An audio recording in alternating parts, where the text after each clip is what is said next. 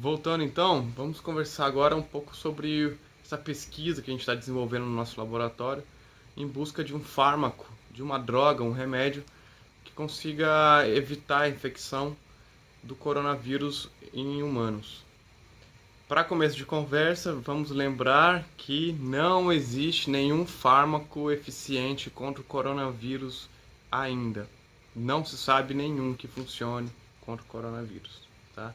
Qualquer coisa que vocês ouvirem na mídia, alguma autoridade falando, algum presidente de algum país dizendo, é tudo mentira, não funciona e não existe nenhuma comprovação científica. Pelo contrário, para muitos medicamentos que anunciam por aí, vários desses remédios fazem até mal quando a pessoa está infectada com o coronavírus.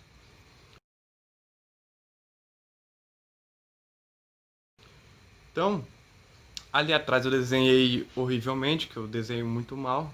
Meus alunos, minhas alunas sempre me zoaram quando eu dava aula, que eu não sei desenhar, e de fato eu não sei.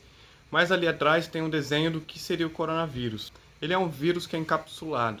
Ali dentro, essa cobrinha é o RNA, que é onde ele traz a informação para ser transcrita para DNA dentro da nossa célula e para depois se multiplicar, depois gerar vários outros RNAs que eles vão ser vão infectar novas células depois de serem replicados dentro de uma célula nossa. Mas o que importa nesse momento tem esse RNA, mas ele está encapsulado dentro dessa membrana. E do lado de fora dessa membrana existem essas coisas aqui, que é uma proteína que chama proteína spike. Talvez tenham colocado o nome em português, eu não tenho certeza. Mas essa proteína spike, ela é responsável pelo reconhecimento da nossa célula humana. Ou seja, esse vírus, ele vai, quando a gente respira ele, quando a gente entra em contato com ele, vai entrar no nosso corpo, mas ele entrar no nosso corpo não tem problema nenhum. A problemática é quando ele reconhece que existe uma célula nova hospedeira, e aí essa proteína aqui é que vai transmitir a mensagem para a nossa célula de que chegou alguém. E essas proteínas é que são responsáveis por esse reconhecimento celular. Quando a nossa célula reconhece, então, o vírus, começa um processo de endocitose. E nesse processo de endocitose, o vírus entra na nossa célula, liga-se, e aí depois, lá dentro da nossa célula, vai abrir essa membrana do vírus e ele vai transmitir o RNA para dentro do nosso núcleo celular. E aí o que o vírus faz, na verdade, é um sequestro de todo o maquinário de replicação celular que existe em nós. O vírus por si só não sobrevive sozinho, né? Na verdade sobrevive, mas ele não se replica sozinho. Ele precisa de uma célula para que aconteça essa replicação. E é isso que ele vai fazer na gente. E aí o nosso trabalho agora então é descobrir qual é o mecanismo, quais são as proteínas da célula que estão relacionadas ao reconhecimento desse vírus para a gente, em qual parte do caminho essa cápsula do vírus se abre, quais proteínas estão relacionadas a esse processo, e nesse mecanismo inteiro a gente tem vários possíveis pontos onde a gente pode pôr um fármaco, uma droga, para que evite que esse processo ocorra. Se a gente evita que esse processo ocorra, que o vírus chegue até o núcleo celular das nossas células e faça a replicação, isso chama-se cura, chama-se remédio. A gente impede que o vírus consiga ter acesso ao maquinário nosso celular para se reproduzir. Assim, a gente nunca vai ficar doente. A gente pode ter no nosso corpo níveis de vírus, não tem problema nenhum. Se os níveis forem baixos o suficiente, não faz a menor diferença para o nosso corpo.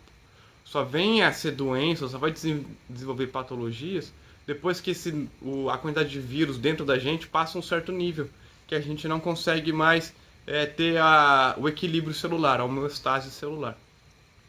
E a gente está trabalhando num remédio que a gente conseguiu em células que a gente cria aqui no laboratório. Então a gente tem, eu vou mostrar para vocês depois, uma célula que chama, uma sala que chama sala de cultura de células, onde a gente trabalha com diferentes células de diferentes partes do corpo humano. E a gente cuida delas igual fosse um joguinho virtual. A gente tem que ir lá dia a dia, trocar elas de pratinho, adicionar o meio que é onde ela se alimenta, procura os nutrientes, trocar elas de pratinho no dia seguinte, adicionar mais alimento, tirar daqui, adicionar uma coisa ou outra. Então a gente cria ela como fosse um joguinho virtual mesmo. Só que aqui a gente vai e tem de fato as células. E aí essas células que a gente cria nos nossos meios de cultura, a gente coloca ela em um lugar específico, a gente pega o vírus e coloca lá para interagir com nossas células, né? Essas do meio de cultura. E a gente vai medir assim se o vírus consegue ou não infectar uma dada célula. E a partir daí a gente consegue fazer medidas de fluorescência, marcando ligantes, marcando proteínas. A gente também faz edição é, dos genes das nossas células para expressar proteínas distintas que brilham. Tem uma coisa muito legal chamada CRISPR. Mas o fato é que a gente precisa de repórteres, a gente precisa de pessoas dando notícias do que está acontecendo, né? Vocês estão vendo aí no Brasil, por exemplo, que aqui existe um movimento agora do Black Lives Matter. Na verdade, existe há algum tempo atrás, né? Que depois de uma brutalidade que aconteceu aqui, veio de novo, né, com uma legitimidade muito grande, a problemática do racismo estrutural que existe aqui nos Estados Unidos e em outras partes, como no Brasil também existe. E vocês aí estão sabendo disso só porque existem repórteres aqui nos Estados Unidos mandando notícias para vocês. Quando a gente fala de células, a gente não tem uma pessoa que pode entrar lá no meio da célula e comunicar o que está acontecendo. Não tem alguém que vai lá, uma miniatura de nós mesmos e fala, olha, a proteína tal está se ligando aqui. O vírus está abrindo a membrana dele neste compartimento celular. A gente não tem esses tipos de coisas. O que a gente precisa e o que a gente tem são moléculas que florescem. E quando elas florescem, a gente consegue rastrear onde elas estão. Então a gente produz moléculas ou proteínas que brilham quando a gente irradia a luz nelas. E a gente consegue então, com esse brilho, perceber onde está acontecendo cada evento. E a dinâmica com que ela acontece. Então o que a gente faz é modificar, do ponto de vista genético, algumas células para que elas tenham repórteres fluorescentes para quando interagir com esses vírus a gente possa identificar onde o vírus está. E a gente consegue mapear, quando a gente faz diferentes moléculas, diferentes proteínas na célula, com diferentes cores, uma vai brilhar em verde, a outra em vermelho, outra em laranja, em outra azul, e cada uma delas está em um compartimento celular, por exemplo.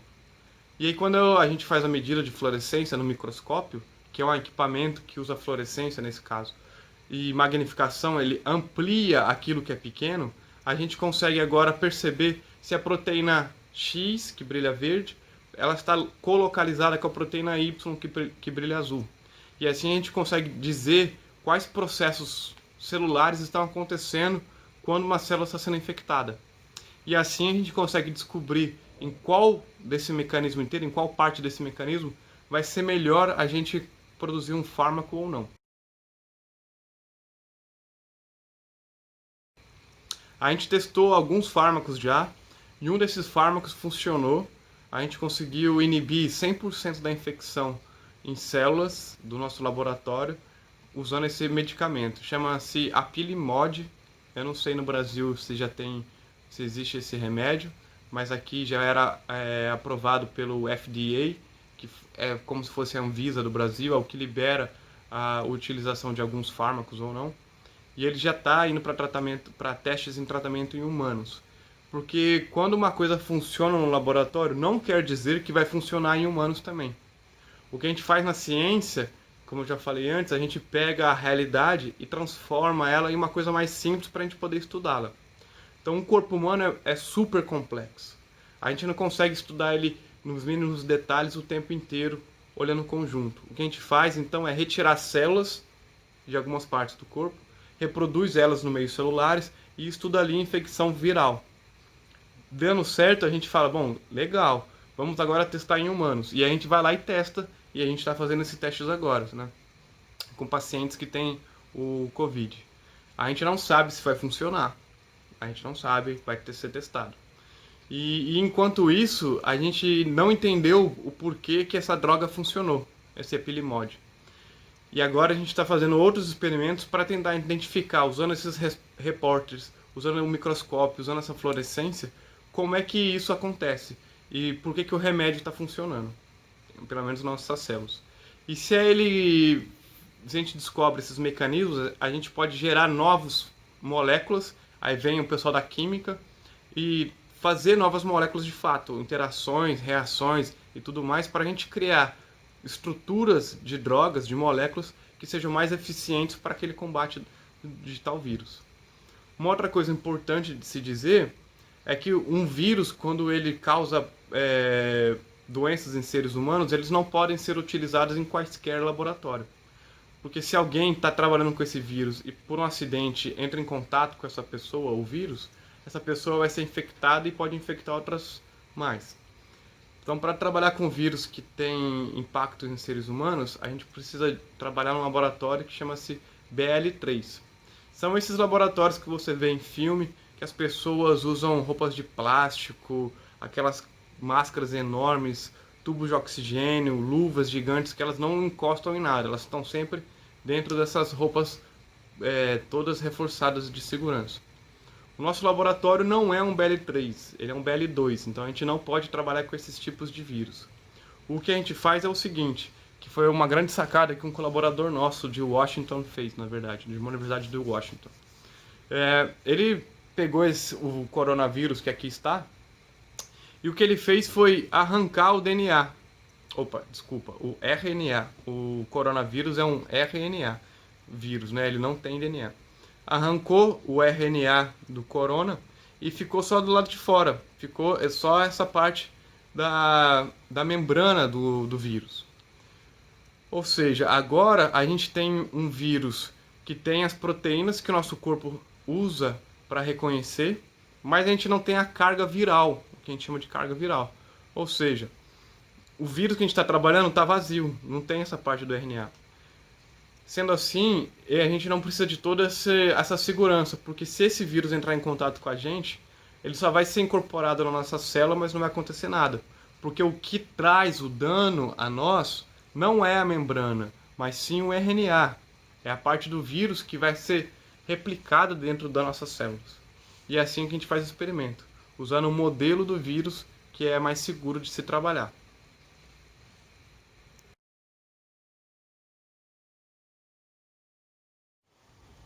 Pessoal, estou aqui gravando os vídeos e o meu colega aqui, que trabalha comigo, o Alex, he's there. Say hi, Alex. Ai,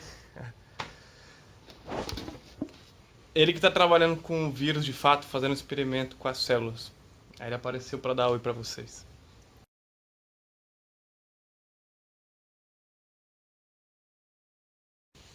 E agora eu vou responder então perguntas do professor Robson, que é que ponto está a pesquisa aqui, qual é a importância da ciência na pandemia e qual vai ser a importância da ciência pós-pandemia, né? Então a primeira a nossa pesquisa já mostrou que o remédio funciona, o Apilimode funciona contra a infecção do coronavírus em células do laboratório. Isso não quer dizer que vai funcionar em humanos com o que tem o vírus. A gente continua investigando, preparando. O Alex está preparando amostras, eu estou alinhando o microscópio para o mais rápido possível a gente possa investigar esses mecanismos pelo qual o vírus invade a nossa célula e descobrir então quais moléculas são as mais adaptadas ou mais otimizadas para combater a infecção. Quando a gente vai no livro de biologia e a gente olha lá que descreve os processos pelos quais a gente tem infecções de vírus, por exemplo, ou qualquer outro assunto, aquilo ali é o resultado da ciência que foi desenvolvida ao longo de anos, e muitos, muitos anos. Então aquelas páginas que a gente encontra quando a gente estuda no livro didático, são pessoas como o Alex, como eu, como tantos outros colegas aqui, de outras universidades do mundo inteiro, inclusive aí do Brasil, sendo no Brasil representados pelas universidades públicas, que são as mais que fazem pesquisa. Eu acho que o percentual completamente imenso das pesquisas nacionais aí do Brasil são pelas universidades públicas e institutos públicos também de investigação. Então, a ciência é aquilo que ensina à sociedade o que é a natureza, como a natureza se comporta, como a natureza se correlaciona com a gente.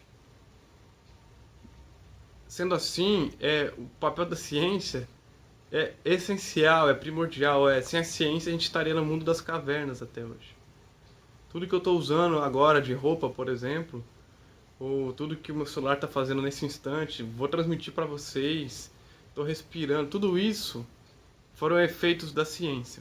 Tanto para o desenvolvimento de tecnologia, quanto saber como é que eu respiro, saber se eu estou com um problema de insuficiência respiratória, como é que eu vou lidar para achar um remédio, uma cura, um tratamento para isso. Ou seja, eu não consigo imaginar o mundo sem a ciência. E a ciência está em toda parte, em qualquer lugar, seja ela da área de humanas, que é absolutamente importante, a sociologia, a filosofia, como a gente interage, como a gente pensa. Nossa, a ciência de qualquer natureza é absolutamente essencial para todos nós. O que eu gostaria que tivesse acontecendo é que as pessoas tivessem essa consciência. A ciência vem avisando da pandemia, de pandemias há anos, muitos anos, hein? A ciência fala que vai ter pandemias, que a gente precisa ter políticas públicas para garantir a hora que chegar uma pandemia. Isso já é sabido, já é falado há muito tempo. Mas as pessoas ainda não levam a sério a ciência a esse ponto. De acreditar, não acreditar, mas de levar a sério, porque não precisa acreditar. A ciência é pautada em fatos, é pautada em observações, em experimentos, em reprodutibilidade. Se a gente tem tudo isso na mão e a gente mostra para alguém, não depende da nossa opinião aquilo ali que está, aquele corpo robusto de evidências, de observações. Aquilo é um fato. Então, isso é uma verdade. E a gente precisa levar isso a sério. Hoje em dia a gente vê o achismo, a minha opinião é a ciência, como eu falava para os meus alunos e alunas, dando aula na física aí, de laboratório de física experimental.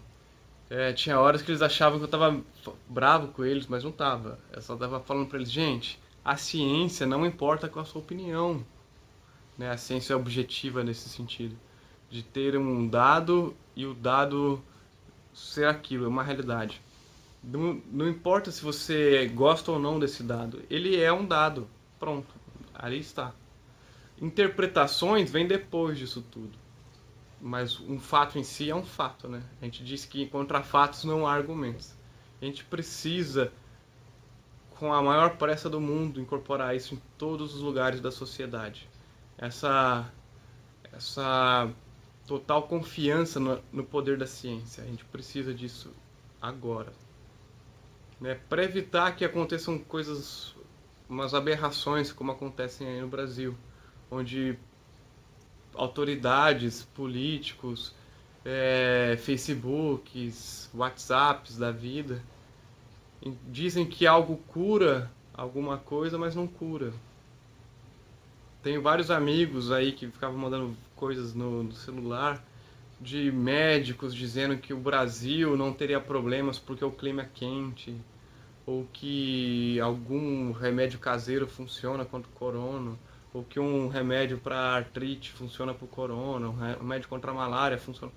E as pessoas começaram a comprar essas ideias e a pandemia não foi levada a sério no Brasil. Tem muitos lugares que tiveram sim paralisações, quarentenas, mas quando você olha o número, não chega a 70% da população. Aqui nos Estados Unidos a gente parou tudo, literalmente, teve lockdown. Mas aqui é um país onde a ciência é muito levada a sério. Por exemplo, um outro exemplo bem importante foi a Inglaterra, onde eles achavam que era uma boa opção deixar que as pessoas fossem contaminadas para criar uma imunidade de rebanho. O que é necessário que 60% ou 70% da população peguem o vírus. Mas se isso acontecesse de uma vez só, um estudo do Imperial College London, que é uma universidade da Inglaterra, mostrou que se a Inglaterra continuasse com essa ideia, seriam mais de 1 milhão de pessoas mortas. E aqui nos Estados Unidos o dado era igual. Sendo assim, aqui e na Inglaterra, eles levaram a sério o estudo e mudaram uma política pública. Pararam e fecharam as coisas. Ou seja, levar a sério um dado científico pode salvar milhões de vidas, literalmente. A gente precisa disso tudo. E o que eu espero que continue para a sociedade é isso. Essa a comprovação de que a ciência previa a pandemia, previu números, previu dados, e que esses dados acontecem, que remédios que não funcionam, remédios que talvez funcionem. Ou seja, se apoiar na lógica e na realidade para tomar decisões. É isso que eu espero que aconteça. Um exemplo claro que eu tenho para trazer para vocês discutirem é a ciência mostra, com vários dados, que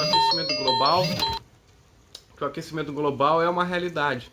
Que o aquecimento global vem acontecendo ao longo de anos, que a gente vai ter problemas seríssimos de lugares que serão alagados, de espécies que vão desaparecer, de pessoas que vão ser desalojadas, de problemas de colheita. A gente sabe de tudo isso, de frios extremos que vão acontecer, porque o aquecimento global não significa apenas que um lugar vai ficar super quente, mas um lugar ficando super quente pode causar evaporação de geleiras de algum lugar, e essas geleiras, que nada mais é do que muito frio, chegarem até outro lugar, como em ventos, né? Podem chegar lá através do vento, de correntes que existem na atmosfera, e deixar muito frio vários lugares, né? Então tem que lembrar disso também, que aquecimento global não é apenas aquecer, tudo vai aquecer junto, mas que alguns lugares vão ficar mais frios por essa evaporação de outros locais.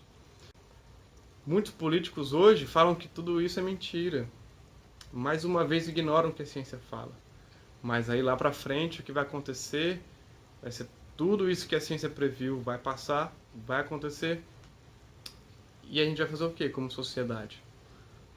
O que eu gostaria é que isso ficasse como uma lição para todos nós, de que a ciência é poderosa, de que contra fatos não há argumentos. Contra a lógica é difícil você lutar contra. Mas eu não sei se dessa vez a sociedade vai aprender. Porque não é a primeira vez que acontece uma pandemia, não vai ser a última, não é a primeira vez que a ciência disse que ia acontecer alguma coisa e aconteceu. E a sociedade ainda não mudou o suficiente. E vocês agora que estão crescendo, estão amadurecendo, espero que vocês possam levar essa bandeira em frente, de que a gente tem sim que acreditar na ciência, que levar ela com seriedade para mudar os nossos hábitos cotidianos, hábitos de alimentação, de como se locomover, de como viver, de como interagir. A gente precisa desse jogo que acontece o tempo inteiro, esse jogo dinâmico entre descobrir novas etapas da natureza e modificar como a gente vive, como a gente interage com elas, sabe? A gente precisa disso nesse instante.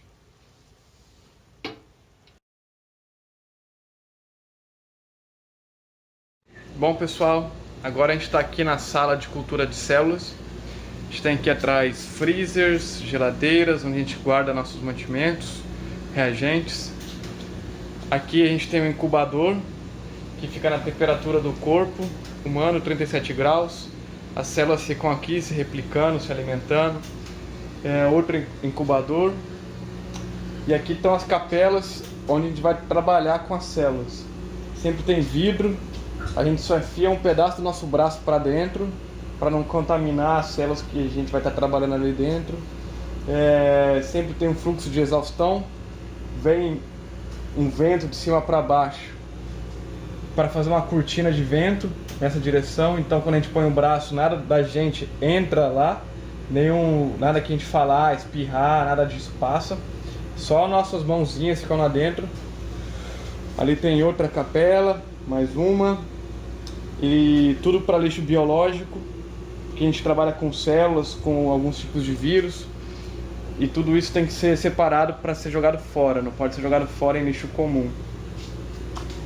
A gente tem microscópios de transmissão, que são microscópios básicos, só para a gente olhar se nossas células estão crescendo ou não, se estão felizes. A gente tem reagentes, a gente tem pratos, a gente tem vários utensílios, né, equipamentos, pipetas. Isso aqui é uma pipeta que a gente consegue pegar volumes muito bem estabelecidos. Quando a gente vai fazer a ciência, a gente precisa sempre reproduzir a mesma coisa, nas mesmas quantidades, no mesmo tempo, na mesma temperatura. Então a nossa precisão tem que ser muito, muito boa. Essas pipetas, por exemplo, a gente consegue pegar volumes de microlitros. Microlitros é muito, muito menor do que mililitros, ou seja, 1000 vezes menor. E assim a gente vai pegando soluções, reagentes cada vez com mais precisão, para a gente sempre poder reproduzir os mesmos resultados e entender o que está acontecendo com nossos experimentos. Vamos lá para fora agora para mostrar para vocês. Minha máscara está caindo aqui. Para mostrar para vocês mais um pouco do laboratório. As células que a gente trabalha enquanto elas estão congeladas, elas ficam em tanques de nitrogênio líquido, onde a temperatura chega a menos 150 graus Celsius, para manter elas conservadas.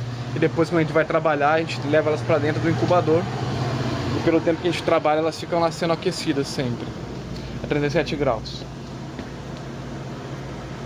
Lugares que a gente trabalha são bancadas mesmo. Aqui vocês podem ver que é um pouco velho. O nosso laboratório tem mais ou menos uns 30 anos. E pontas de pipeta e preparação. Agora a gente vai entrar. Vou mostrar só um pedaço do laboratório. O laboratório é imenso, como vocês podem ver. É um laboratório muito, muito grande. Vou mostrar para vocês agora um microscópio que eu estou trabalhando. E a gente tem diferentes microscópios. Esse microscópio é um microscópio antigo, tá aqui. A gente tem mais, para cada salinha dessa, um microscópio diferente. Aqui tem mais um outro microscópio aqui. Aqui está ele. E por fim, mais um microscópio aqui. São microscópios convencionais, mais sofisticados. No laboratório que eu trabalhava na USP em São Paulo, a gente nem tem esse microscópio aqui ainda. São modelos mais novos, apesar de aqui eles serem pouco usados porque eles são modelos velhos. Já posso tirar minha máscara, aqui dentro não tem ninguém trabalhando comigo hoje. E esse aqui é o microscópio que eu estou trabalhando atualmente, que é o microscópio que o cara que inventou esse microscópio chama Eric Betsky. Ele ganhou o prêmio Nobel em 2014, prêmio Nobel de Química. Não por ter inventado esse microscópio, mas por outra técnica de fluorescência que ele desenvolveu junto com mais outras duas pessoas. E aqui é um microscópio muito novo. Esse microscópio foi desenvolvido em 2015 ou 14, não lembro direito. E ele é um microscópio que revolucionou, está revolucionando ainda a ciência. Existem desse no mundo só da ordem de 10. A gente já tem um modelo novo dele que só tem no mundo 3. Tem um aqui, um em Berkeley, na Califórnia, e um em Janilha, que é um outro centro de pesquisa um pouco para sul de Massachusetts, onde a gente está aqui. E são microscópios que permitem obter uma resolução temporal e uma resolução espacial dos experimentos de processos celulares que a humanidade nunca viu. Então a gente tem eles aqui. E só para a gente ter um pouco de ideia o que é uma resolução espacial, o que é uma resolução temporal, né? Imaginem vocês que vocês estejam lá em... vamos supor que está em Marte. Para alguém que está em Marte, olhar para a Terra é muito pequenininha. Você não consegue definir o que é Estados Unidos, o que é Brasil, está muito longe, então você não consegue ver direito. Tudo é muito pequeno. E aí, se eu perguntasse para vocês lá em Marte, olhasse para a Terra, falasse: olha, o Gustavo está na mesma sala que o professor Robson. E aí vocês lá de Marte falariam sim. Porque vocês não conseguem, uma resolução espacial, perceber que eu e o Robson estamos 10.000 quilômetros de distância. Porque vocês estão muito longe, então os pontos são muito próximos, olhando a distância. O mesmo acontece quando a gente olha para as células. As células são muito pequenas, as proteínas são muito pequenas. Quando a gente vai olhar para elas, se a gente olhasse a olho nu, a gente nem conseguiria vê-las, de tão pequenininhos. Quando a gente vai para aqueles microscópios que eu mostrei ali, microscópios convencionais que a gente chama, que ali chama spinning disk confocal, a gente consegue já ver as células, consegue ver proteínas, mas a gente não consegue resolver espacialmente onde está cada proteína. A gente só vê o brilho delas. É como vocês lá em Marte vendo que eu e o Robson existimos, mas que a gente está muito próximo do outro. Quando vocês chegam pertinho da Terra, vocês conseguem ver que a gente está bem distante, eu e o Robson, na verdade. E é isso que a gente faz com esse microscópio aqui. A gente tem tanta resolução espacial que a gente consegue distinguir distâncias micrométricas, quase nanométricas, entre proteínas na célula. E assim a gente consegue distinguir processos celulares que nunca foram vistos na humanidade. E a resolução temporal significa que a gente pode... Imagina vocês que vocês estão olhando por um evento na rua, né? Só que ele acontece tão rápido que você só vê o começo e o fim. Você não consegue ver o trajeto inteiro que a pessoa fez para chegar de um lado ao outro. Você só vê ela começou a andar e ela chegou ao final. Você não deu tempo para você ver todas as nuances, todos os detalhes desse trajeto que ela fez. Porque quando você olha, você só consegue ver o início e o final. Aqui acontece uma coisa melhor do que essa. A gente consegue, como a gente ilumina muito rápido a amostra e consegue com muita intensidade ver o brilho delas, a gente consegue ver o processo celular desde quando ele começa até onde ele termina. A gente consegue ver o trajeto que a proteína está fazendo nesse processo inteiro. E saber o passo é super importante, como a gente discutiu antes, para a gente poder criar um fármaco para barrar uma infecção do coronavírus, por exemplo. A gente precisa ver cada trajeto que o vírus faz dentro da célula. E com aquele microscópio a gente não consegue ver, porque é muito rápido, perto do tempo que a gente consegue ver a imagem. Aqui é tão rápido quanto o processo, ou o mais rápido possível. E a gente consegue ver cada passo que o vírus está dando dentro das células. E assim a gente vai conseguir entender esses processos e ver onde o vírus está, por quanto tempo ele demora, quais proteínas ele interage. E eu vou ligar para vocês uns lasers, por exemplo, o laser vermelho. Vou tirar um filtro de intensidade aqui para aumentar a intensidade do laser, para vocês verem um laser funcionando, né? Vem lá de trás. Esse é um laser vermelho que a gente usa, e para que a gente usa os lasers é para a gente poder fazer com que aquelas proteínas que tenham fluorescência, elas vão absorver a luz, e ao absorver a luz elas vão emitir luz que a gente vai conseguir enxergar onde elas estão. Então a gente tem o laser vermelho, por exemplo, o laser verde,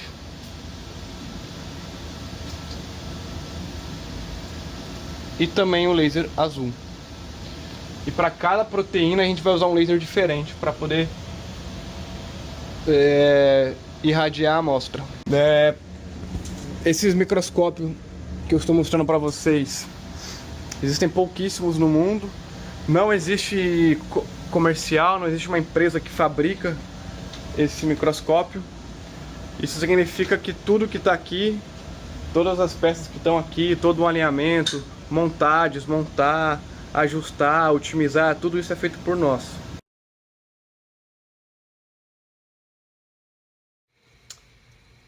É isso aí, pessoal. Eu agradeço mais uma vez então ao professor Robson, ao Thierry, ao Thales, a cada um de vocês que está assistindo. E se vocês tiverem dúvidas, comentários, querem saber mais, querem perguntar outras coisas, querem outras fotos, outros vídeos, esse aqui é o meu Instagram, Gu Scanavashi, CHI, isso aqui é um N, Gu Scanavashi. Me adiciona lá, me manda mensagem, eu posto fotos aqui da universidade, do microscópio, do laboratório.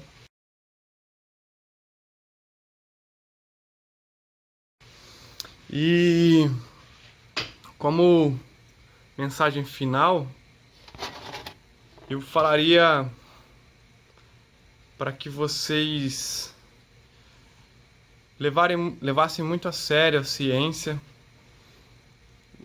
estudar cada uma das disciplinas com muita seriedade, porque a gente nunca sabe o dia de amanhã, a gente nunca sabe o que a gente vai poder usar ou não, e todo conhecimento é válido, é maravilhoso. Você poder conversar com alguém sobre os diferentes assuntos, diferentes áreas, é sempre muito, muito divertido. Então, achem o balanço entre se dedicar aos estudos, ao que vocês querem, ou ao que vocês estão querendo descobrir, o que vocês querem na vida, que não tem muito uma idade para saber, né? Mas sempre a gente pensando, investindo tempo, energia. O que mais? Sejam vocês a diferença que vocês querem ver no mundo, aquilo que vocês já vão percebendo que não cabe mais na nossa sociedade, vão mudando em vocês, porque vocês vão ser o nosso futuro. Estudem bastante, aprendam várias coisas distintas, aprendam a tocar um instrumento musical, aprendam a jogar futebol, aprendam a ler um livro bem estranho, aprendam tudo que for possível. Sempre sorrindo, sejam sempre respeitosos com os outros, lembrando sempre do amor ao próximo, da fraternidade, que são as pedras chaves, né? O segredo maior para nosso bem-estar social. E vamos lá, construir um país diferente. Prestem atenção nos seus professores e professoras, façam muitas perguntas a eles, discordem deles, mas sempre com embasamento. E é isso, pessoal. Fico à disposição de vocês. Um grande abraço, um grande beijo a todos